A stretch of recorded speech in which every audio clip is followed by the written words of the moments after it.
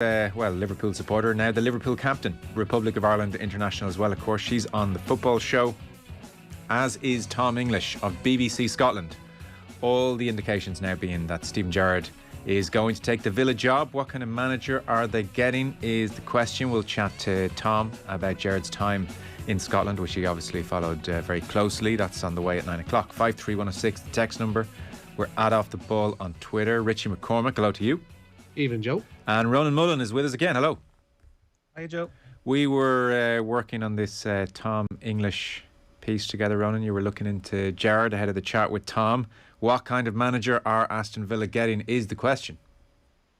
Yeah, well, Aston Villa better get ready for a skyrocketing of accreditation requests, I'd say, because judging by the coverage, and Tom alludes to it in the chat we streamed earlier, that this is very much an English-based story, and the journalists that Gerrard would have tended to deal with during his heady England days are the ones sort of reporting this. So the intrigue of him returning to the Premier League has begun in earnest, and you know, there has been some squabbling in different quarters about the success he's had at Rangers, how we qualify it, and I tend to think stopping Celtic's 10 in a row is about as iconic achievement as he could have hoped to garner when he went up and took that job in Glasgow. So I think he can leave with his head held high if that's what he chooses to do. There are obvious parallels with what Brendan Rodgers did, you know, in the middle of his Celtic project, decided to up sticks mid-season or latter part of the season when they were on course for more trophies, and took the Leicester job, saw it as more appealing. And I get the sense Rodgers had been linked with bigger jobs at that stage as well, but you never quite got the sense he was truly in the running for them. And much the same with Gerrard. Like, as much as we want to talk about him being a prospective successor for Jurgen Klopp when he walks away in 2024, I think he needs a bridging job before he can hope to get a job like that. I think he'd have to basically establish himself as someone who can cope in the Premier League with a club, or at a club with reasonably high expectations. Like, I know they aren't talking about Champions League qualification or anything like that, but Villa, having sacked Dean Smith, who's one of their most successful managers of recent years, are basically showing that even Sean, Jack Grealish, they have, you know, aspirations to get into the upper tiers of the Premier League, and they're obviously trusting Gerrard to do that. Yeah, like one of the more overused stats in the last couple of days is Villa's net spend, which I really hadn't appreciated. So since 2019, 244 million net spend. That's more than Man City, it's more than Spurs. Only Manchester United and Arsenal, interestingly, higher in terms of net spend. So they absolutely are a club with ambitions. Christian Purslow is there. He had been at Liverpool as managing director, so has a relationship with Gerrard. And Gerrard pictured arriving in London today, and Michael Beale, his highly rated coach, was in London Tuesday. So there's definitely a sense that conversations are probably happening at the moment. That's the sense in Scotland as well.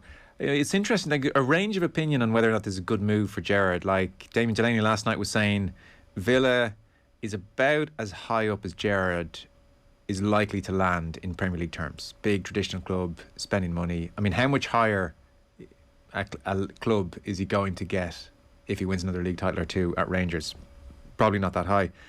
Johnny Murphy was saying, I'd be surprised if he was to leave Rangers to join Villa. Not because Villa isn't a great club, but there's only so far you can take them. The ceiling is low. So contrary opinions there. So Jamie Carragher saying, yeah, it's tempting, it's tricky. Be nice to win another title or two at Rangers. Cement a great job. It's a tough one. So kind of a range of opinion on whether or not he should take it, but it seems like he is going to take it. A little sense of Gerrard for you here as manager. So generally in the last year, it's been easy to be magnanimous because they didn't lose a game in the league last year. It was fairly, easy stuff in many ways. They barely conceded a goal, 102 points, unbeaten all season. This is a little sense of Gerrard 2018. This is November 2018. Rangers have just lost 4-3 to Spartak Moscow. He's made a few changes defensively for the game. They've conceded 4 goals. It's not good. So he's on BT Sport, and it just shows you, this could be interesting in the Premier League if he doesn't hold his tongue a little bit like this at times. Do you feel the defensive changes played any part at all in the frailties today? Possibly, if people want to say that, I'll take responsibility for that. But I think under 12s, under 13s normally can clear the ball with either foot.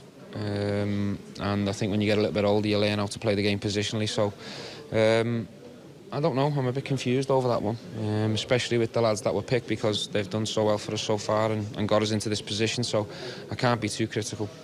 and it was harsh, particularly on Alan McGregor, who made some outstanding saves for you tonight. Yeah, and he's done that in every game for us. And I think the difference with us is you get away with it against a lot of teams, but not at this level. Not against a team that's full of talent and an ex-Champions League team. You get punished if you don't do the basics well. Just about reined in that stinging criticism, Richie, I would say. Yeah, it's interesting, isn't it? Yeah. Big named, big egoed, former Liverpool captain, number 8, started off his managerial career at Rangers. Hopefully he fares better in his first English top flight job than Graham Souness did. But it is an interesting appointment for Villa, because all of the word from Villa Park around the weekend when Dean Smith was sacked was that they wanted the next managerial appointment to be the right one, because they wanted to take that next step. They don't want to be a yo-yo club. They don't want to be someone like a Brighton who's gotten promoted and intends to just hang in there as best they can and is in a kind of a less kind of spendy way as possible. Villa want to be back where they were in the 90s, I guess. Not necessarily the biggest club in England, but one that could, puncture the bubble of the likes of Liverpool and Manchester United on occasion, win a cup here and there, and maybe be in the title conversation, at least briefly, during the season. They want to get back there. Their spending kind of lays that out. It's really difficult to know whether Gerrard or not would be a success, because the Scottish Premiership, with the greatest of respect, and we've covered those words yesterday in the show, I guess, it's not a measure by which you would say anybody is going to be a success or otherwise in the Premier League. It's just like it's too hard to gauge. It's basically keeping a decent squad's interest through playing the likes of, people who aren't Celtic for 8-9 games a season, coming around to the Old Firm, peaking at the right time, winning that one, and then moving on. It's not a case of having to put together superb performances week after week. It's, I guess, maintaining the interest of a squad. Villa need to win matches. And they need to start putting together results pretty quickly, because they could find themselves dragged into trouble. There's a couple of teams, objectively worse than them in the Premier League at the minute. Newcastle and Norwich City are going to be in dire trouble even towards the end of the season. Villa don't want to be in that conversation. They're okay for now. If this doesn't go right initially, they could find themselves struggling, and Gerrard is then in a position that he's never found himself before, and that would be interesting. Yeah, it really would. I mean, it is hard to know what to read into his tenure at Scotland. An amazing season last season, 26 clean sheets. Now, it's definitely aided by the fact that, one, he was given a lot of resources because Rangers were so desperate to not let Celtic win the 10 in a row. And secondly, Celtic imploded. So that was part of the story as well. But you go through a Premiership season unbeaten, regardless of the league. That's kind of impressive. But it's probably still more a sign of experience as opposed to a guarantee he'll be a success. It does seem like he's had the acumen to surround himself with very highly rated people. So, for instance, he went for the experience of Gary McAllister just to have him there. I think that was quite a shrewd move. And then Michael Beale, by all accounts, incredibly highly rated coach. And it seems if Gerrard goes, they all go, or certainly Beale goes. So there is that too. But it's going to be interesting. This very interesting Premier League season would get more interesting, I think, if Gerrard pitches up, needless to say. So I kind of hope to see it happen. Kyle says, I watch a good bit of Scottish football. Gerrard likes his team to be organised, so it's not like he'll be bringing a complicated playbook to Villa Park. If the money they have sloshing around can be spent on a couple of mercurial types, then they'll be at least solid, not expecting miracles. And Brian Selbridge, at least Gerrard's dipping his toe into the Premier pool at a lower level, not making the same mistake as Solskjaer, biting off more than he can chew. To be fair, Solskjaer did start off at Cardiff, got relegated, and still somehow got the Man United job. But that's a whole different story, which we don't need to go into now. Makes sense of that for us. Maybe if he gets relegated at Villa, Liverpool will hire him. That would be. He has connections. Parallel. He has connections to Erling Haaland, Joe. That's essentially what's going to save Solskjaer between now and the summer. He knows Haaland personally, can bring him in, and then he can go on his merry way. Well, if Solskjaer turned around to the board and said, if you keep me to the end of the season, I can get you Haaland, I think a lot of Man United fans might say, all right, then you're on. Deal. Let's see how ugly this gets, Ronan. I think Mino Raiola might laugh at that. Richie made a good point there about the Souness thing. Obviously, when he segued between Rangers and Liverpool, it was seen as somewhat of a sideways move still at that time of football life, and things have obviously come on an awful lot. Like, I think it was crystallised by that Rodgers situation where he couldn't have literally done any more in Scotland, and Leicester was where he pitched up ultimately. And similarly, like, I think people remember with Martin O'Neill, and probably not to compare Martin O'Neill's success to what Gerrard has done in Scotland, but he left obviously the old firm after a couple of years off and took that Villa job when Villa had similar ambitions, and he had a right good crack at it. Like, he got them in and around Champions League contention and built a pretty good squad, but spent a lot of money. So you get the impression if Gerrard's going to Villa, he's going to go on the promise that it's not just the residue of the Jack Grealish money, most of which they've already spent actually, but that they're going to continue to pump money into this project. Because the one thing you can't say about Villa is there is a high ceiling there. If they can get stuff together, that they're a big enough fan base, you know, a reputable club that if they get their house in order can attract top players. So I think, you know, on paper and in theory, it's a good move for him, but it could just as easily go the other way, I think. No, it could. To be fair, I'd agree with Damon Delaney yesterday, who said he couldn't imagine Gerrard getting a higher level job than Villa. Like, no. Premier League, money to spend, a lot of things going for it. That is not a bad entry level Premier League job.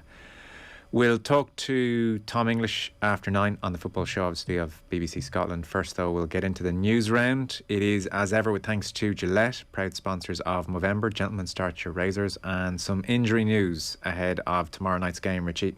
Yeah, actually, before that, we'll bring you this piece of news that broke in the past few minutes, because Ronan might have a little bit more insight into it too. LMFM reporting, and Daniel McDonald as well, saying that a deal has been reached between Dundalk's owners Peak Six and the local consortium made up of Stat Sports and Fastfix for the sale of the club. Dan has said deal done. The local consortium, led by former owner Andy Connolly and sports technology firm Stat Sports, have agreed to take over the ownership of Dundalk from Peak Six. So I think there might be some jubilation up in the northeast. Interesting, because I remember a chat with Dan Ronan, and he felt the local consortium were second in the pecking order to get this deal done. So it seems like they've swooped.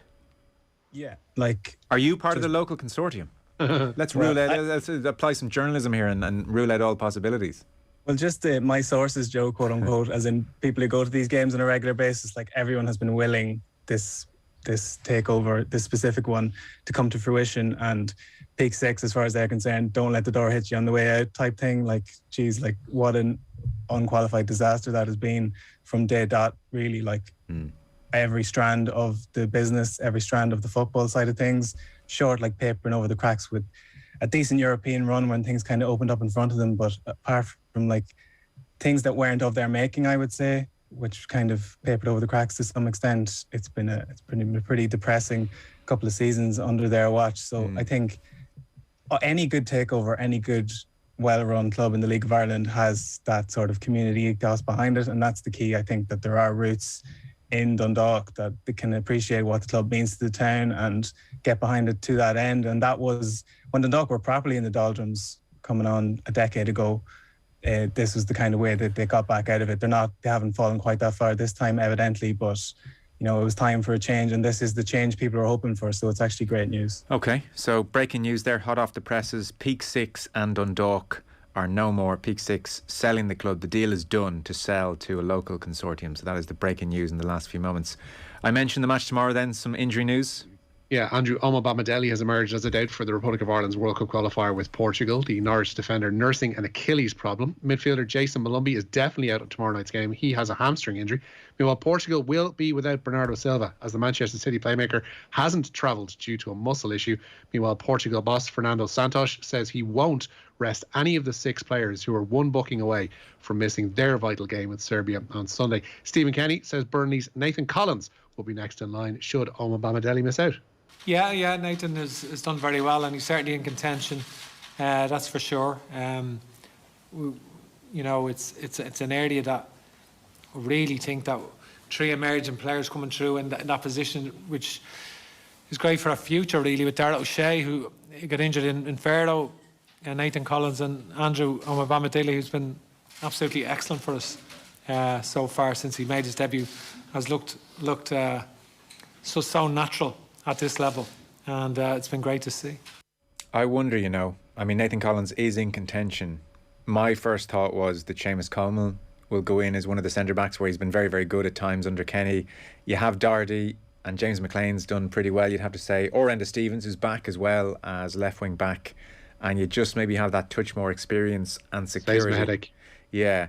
That said, in fairness to Stephen Kenny, away to Portugal, he threw in Andrew Omobamidele when Darrell O'Shea was injured and wasn't shy about doing so. So, I mean, he certainly has no problem putting in young players in big matches. So maybe Nathan Collins does get the nod. Gav Cooney is with us 7:30. We'll play some more clips from that press conference just finished up in the last hour or so. Jim McGuinness, I knew this was going to happen. Ronan Mullen was pushing this story all day yesterday. All I was getting was Jim McGuinness talk. Got to do a Jim McGuinness piece. And I was calling BS on this from early on. And it's fair to say, once again, Richie, I've been proven correct. Needless to say, Joe, you had the last laugh. Do you know what? Don't put this one to bed just yet, because there were some interesting quotes from McGuinness today. He has distanced himself from a rumoured coaching position with the Down senior footballers.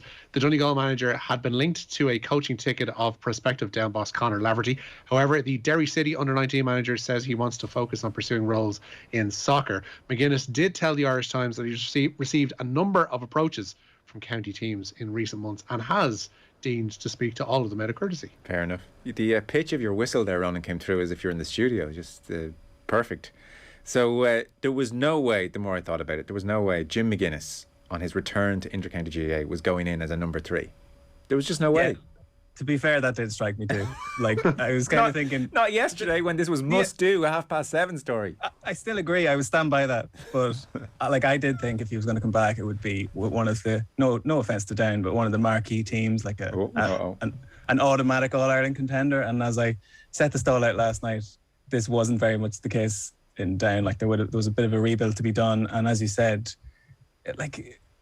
obviously we weren't heavy on detail last night, but the nature of his role, if there were to be one, like, was it an advisory capacity? Was he going to be boots on the training ground type thing? And if he's going to be putting in that level of commitment, I agree with you. It makes sense that he would be to the forefront of things.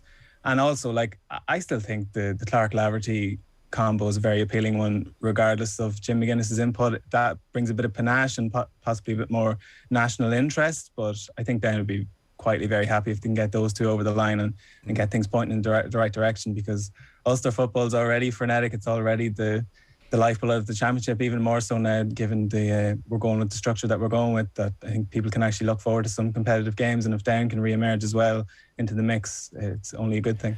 Because the other point to make on McGuinness is that he's obviously given over, effectively the last decade to pursuing football, soccer management career. He's now at Derry City under-19s, which mightn't sound like, the most prestigious job in the world, considering... Trophy winners last month, Joe. I was just going to say, but considering where, he'd been as, working with top-level coaches. However, Ronan, you were saying there is money in Derry City, very decent money. They're going to be very competitive over the next decade, you would think, in the league. And if he keeps doing a good job there and gets on well with the owners and impresses, then somewhere along the line he might feel he will get that job. And so it would have been strange timing for him to abandon the soccer plans just yet, because in 5, 6, 7 years time he'd still be fairly hot property in intercounty GAA circles, I would think. Oh yeah, I think he calls a shot on when he comes back to intercounty. If he literally says this is the year I'm coming back and makes it known, I think he'd be number 1 contender for a lot of people. And the only thing was, the field has opened up slightly, in the sense that I mean slightly, that Dublin have come back to the pack a bit, and obviously Tyrone are reigning All-Ireland champions, but there's nothing to suggest they're automatically going to go back to back or anything like it. So if he does come back with a county, there is room for growth there. But yeah, totally agree with you. I think he's really planted the seeds now in terms of his football credentials, whatever about doing the stuff in America and the coaching underage with Celtic and the bits he was doing over there, establishing himself in the League of Ireland. Some parallels with what Damien Duff has done actually with that time at Celtic, then come to work underage in the League of Ireland and will hope to get a senior job ultimately. The only thing is, because Derry are doing quite well, Rory Higgins is doing quite well, so there's no automatic pathway to the senior job there. But if he keeps doing what he's doing at the underage level that he's currently at, I think it's only a matter of time before he gets someone that will take a chance on him, just for the notoriety that will come with it. Yeah. Oh yeah, it's bums on seats as well. There is that aspect. Duffer versus Jim McGuinness in the League of Ireland. I mean, we'd keep an eye on it, wouldn't we?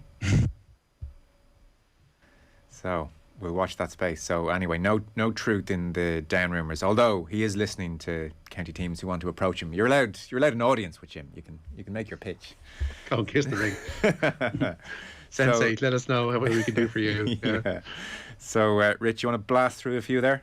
Yeah, Finn Lynch secured a silver at the World Sailing Championships in Barcelona for Ireland today. The Carlo sailor had the best score across the 8 races, but he actually dropped a second after Thomas Saunders' worst result was dismissed. Lynch's silver is Ireland's best ever performance at a World Sailing Championships. And Munster back row Maeve O'Leary is in line to make her Ireland debut on Friday night. She's been included among the replacements for the test with the United States at the RDS.